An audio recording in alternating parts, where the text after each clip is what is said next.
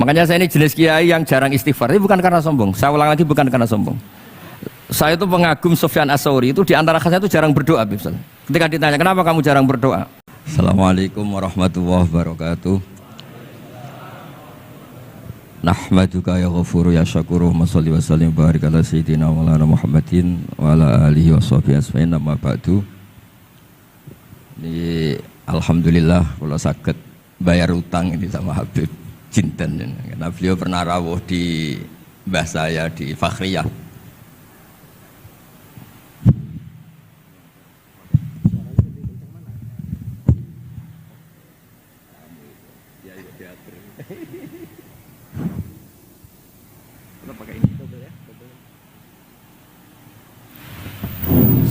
Cukup.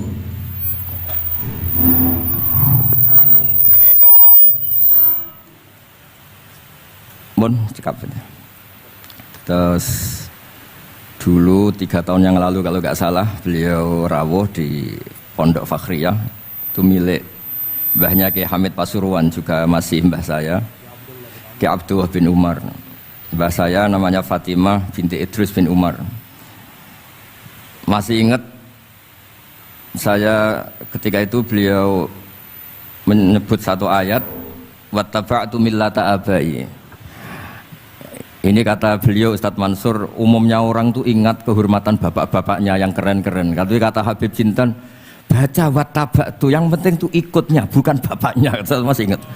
Terus Gus-Gus diem semua, sadar kalau dimarahin Habib Jinten. Jadi, ya Gus-Gus diluk semua, tak tanya kenapa diluk. Ini orang dari Jakarta kok marah Gus.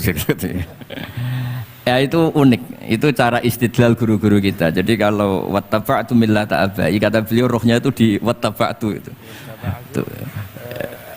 Ittiba awal cuma istakhir badai. Ittiba awalan baru bangga dengan bapak-bapaknya. Jangan bangga dulu nggak ittiba gitu. Jadi alim dulu baru bangga Habib Jinten. Jangan bangga muridnya Habib Jinten ndak alim-alim. Gitu Bebe.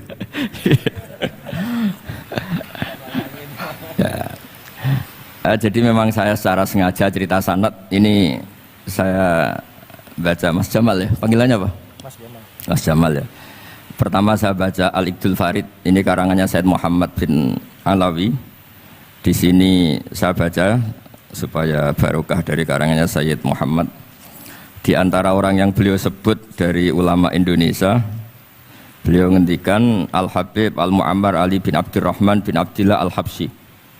Wal Habib, ya Kuitang ini Bebe. Ya, jadi juga. Ya, ini juga jad beliau dari omnya Wal Habib Ali bin Husain bin Muhammad Al-Attas Sahibitat. Wal Habib Hamid bin Muhammad bin Salim Asyiri. Wal Habib Muhammad bin Ahmad bin Zain Al-Haddad. Wal Habib Syekh bin Salim bin Umar Al-Attas. Nah, ini Wal Habib Salim bin Ahmad bin Jinten bin Syekh Abu Bakar bin Salim.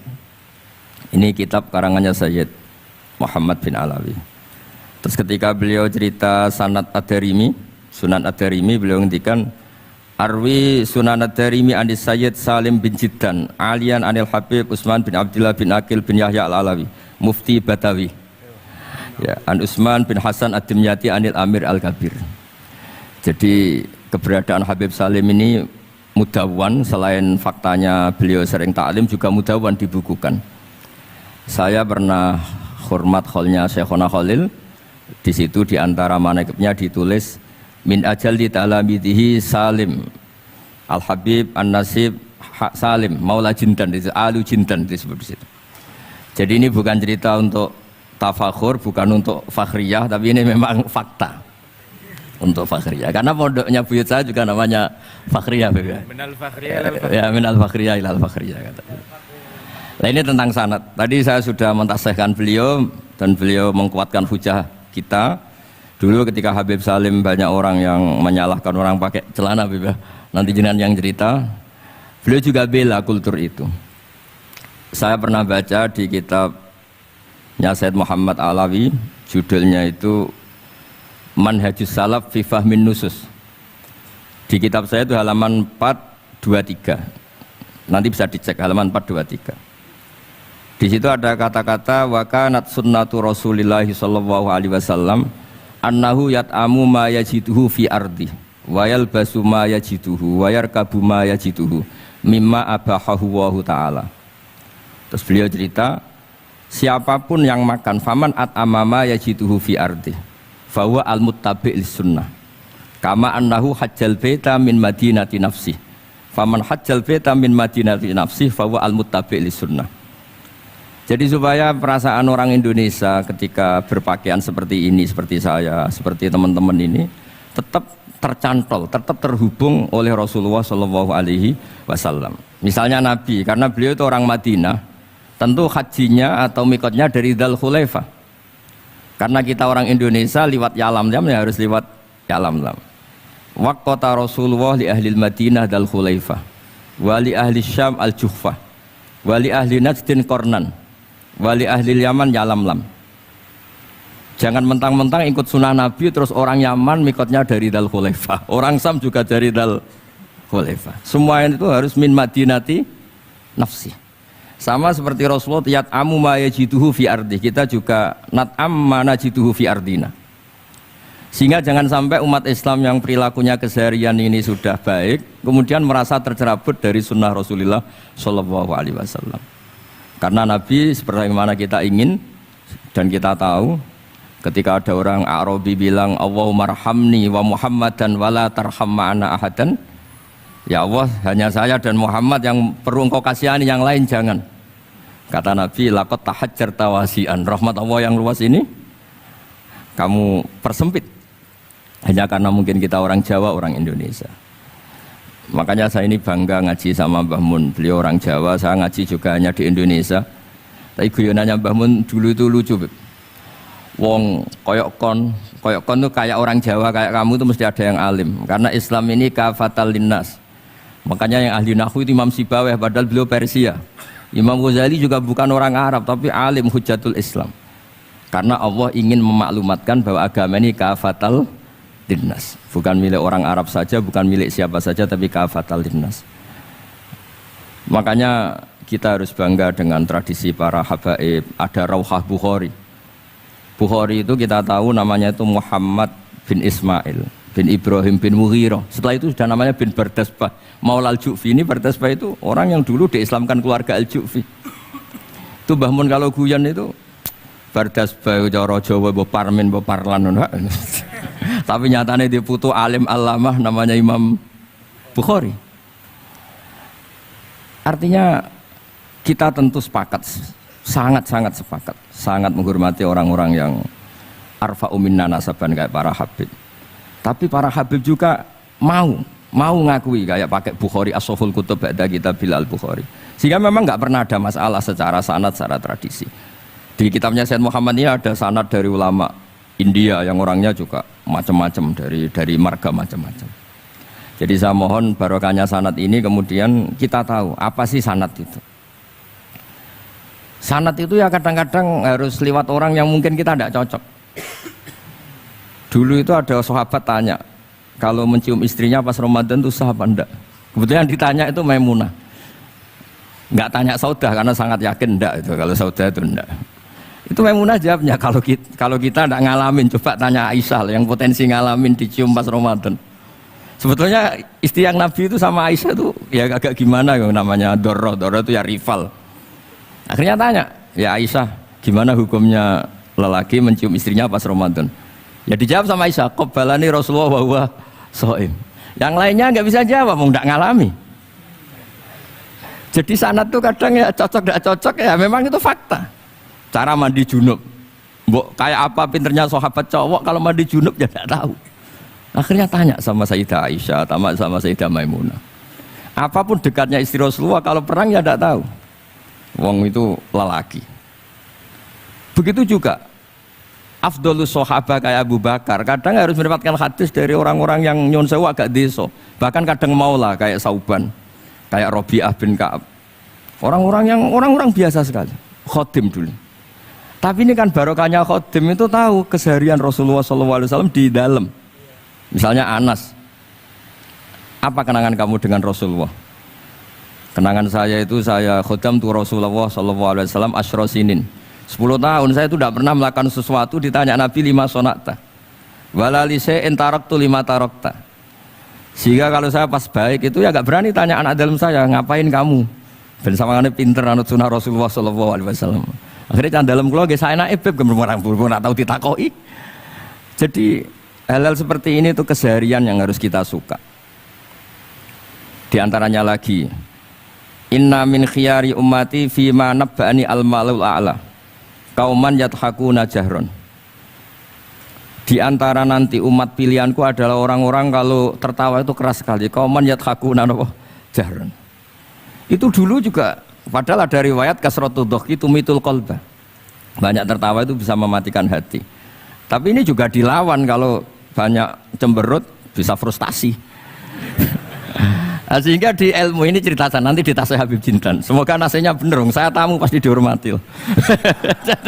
Nggak penting bener ndak itu nggak penting. Yang penting tamu itu dihormati. Ya kebetulan saya ini tadi kan hormat mbah saya, masih mbah saya Mbah Mutamakin di Hajan. Terus pagi tadi hormat buka luar di Sunan Kudus. Jam 7 saya tadi di Kudus. Ya akhirnya sama teman-teman difasilitasi, disuruh naik pesawat tadi jam 11 tadi. Tapi saya tidak capek karena memang saya senang cerita sanad. Tapi yang lucu-lucu saja, nanti yang serius jangan saya, yang lucu-lucu saja. Biar lucu sampean tuh tidak ngawur, tapi ada sanadnya. Ada seorang mufassir yang bilang ketika nafsiri wa annahu wa adhaka wa abka. Allah itu zat yang memberi kamu tertawa.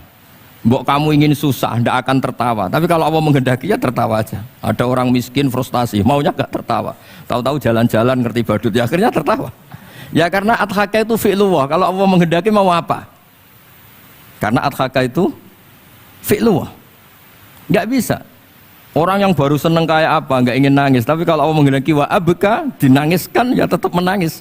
Wa anna wa adhaka wa abka. Karena kita ini semua adalah objek oleh kudrahnya Allah Subhanahu wa ta'ala. Saya itu sebenarnya paling tidak ingin ngaji bareng Habib tuh. Selain kalah nasab ya kalah ganteng. Ya tapi ditakdir mau apa? Mau apa? Ya sudah sami'na wa ata'na. Jadi saya saat ini tidak cari pahala benar, tapi pahala tawadhu karena diundang ya. Saya sudah penting benar salah, penting tawadhu. Jadi saya tadi sedang rayu sama Allah, ya Allah, saya kali ini tidak cari benar, cari tawadhu. Sudah mesti pahalanya besar tawadhu itu. Jadi supaya Islam ini gampang ya. Saya pernah cerita ke kiai yang khusyuk. Kalau sholat lama sekali, tak cerita ini hadis. Nabi itu gak pernah menegur orang yang sholat cepat. Yang ada itu sanad negur sholat lama. Terus tak cerita ini hadisnya Mu'ad, tertawa-tawa deh. Gus kamu itu raan kok masih punya dalil. Saya punya sanad. Ada nggak sanad Nabi negur orang yang baca surat pendek? Nggak ada. Yang ada itu yang baca surat panjang. Nanti bisa direvisi sama Habib Jitin kalau nggak cocok, tapi ini yang rileks karena potongan Islam Jawa ini kalau tidak berat nggak akan kuat. Jadi ya sudah, inna minkum munafirin katanya Nabi. Sholat yang terlalu lama itu munafir kata Nabi. Afattanun anta ya Mu'ad, kamu bikin umat ini nggak nyaman karena kalau kamu jadi imam itu lama sekali. Ini alhamdulillah betul, hadis ini harus kita hafal betul. Nah, supaya Islam ini meskipun pilihan-pilihan keseharian itu ada sanad itu saja kepentingan saya. Yat amu ma yajiduhu fi ardi wa yalbasu ma yajidu wa yarkabu ma yajidu. Saya sering beb di tahun desa-desa Gus anak kula tahnik cethaki Gus tapi mboten enten kurma nganggo degan ae. Lho Gus dari kiai-kiai ku kurma. Kurma itu halawiyat. Ya degan juga termasuk halawiyat. Ya sudah. Kalau kamu ingin sunnah Rasul, Nabi gak pernah sholat di Indonesia. Berarti kalau kamu sholat ke Mekah dulu kata saya.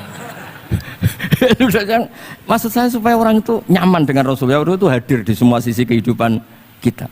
Kalau dalam istilah Sayyid Umar Hafid, Faruhu Muhammadin sallallahu alaihi wasallam awsa' wa asra'. Kalau kamu bisa tawassul dengan Nabi Ibrahim, Nabi Musa, dan beliau-beliau bisa datang ketika Lailatul Mi'raj untuk hormat Rasulullah sallallahu alaihi wasallam di Baitul Maqdis, Faruhu Muhammadin awsa' wa asra' kata beliau. Jadi bisa datang di kapan saja, di mana saja. Jadi jenengan meskipun di Indonesia tidak usah khawatir, kita semua ini dilihat Rasulullah SAW. Dan cara lihat Nabi itu gampang, tidak kayak kita.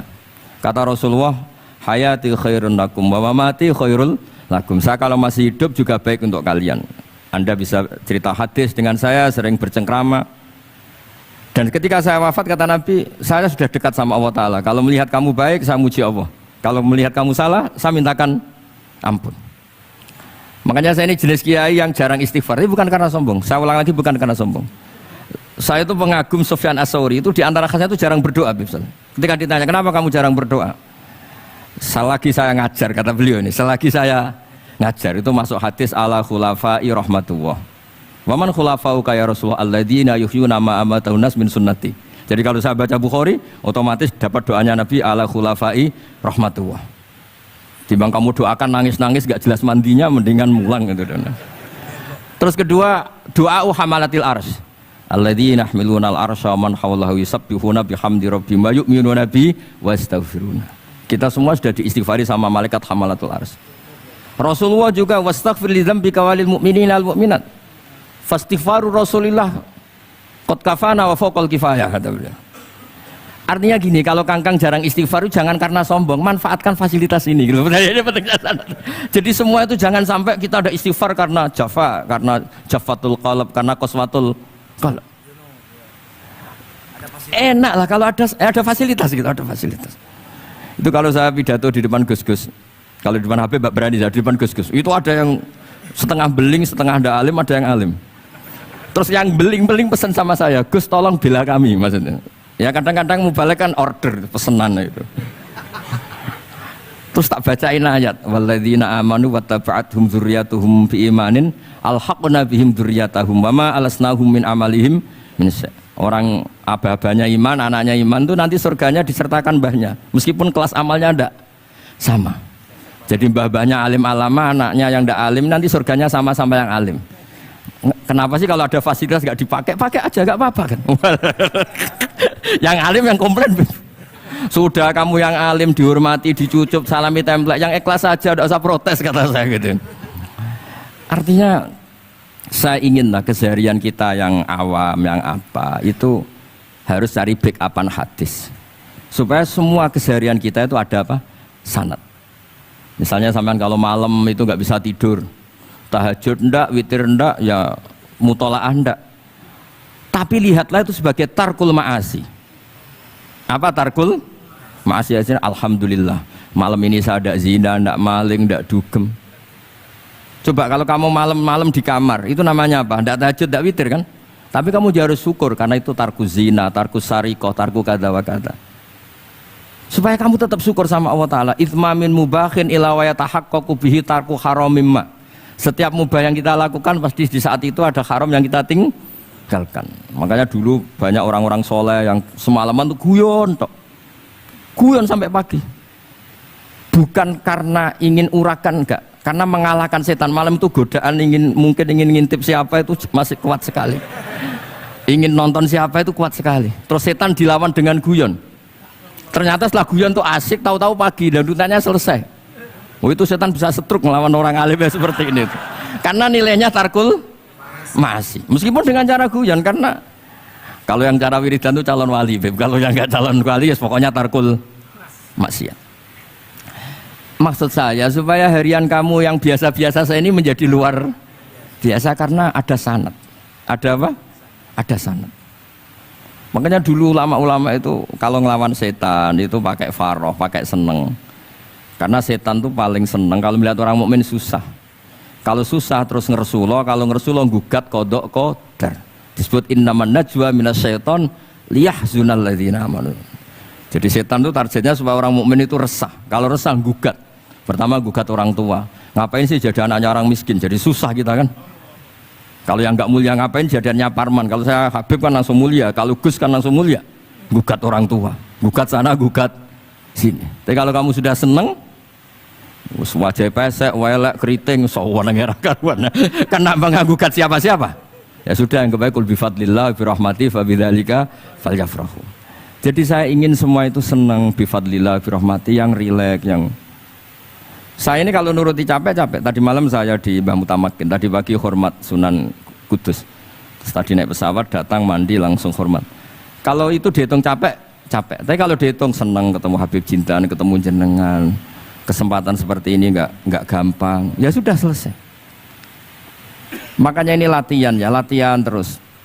Saya ulang lagi apa? Latihan terus supaya Islam itu ada di semua sisi hidup kita.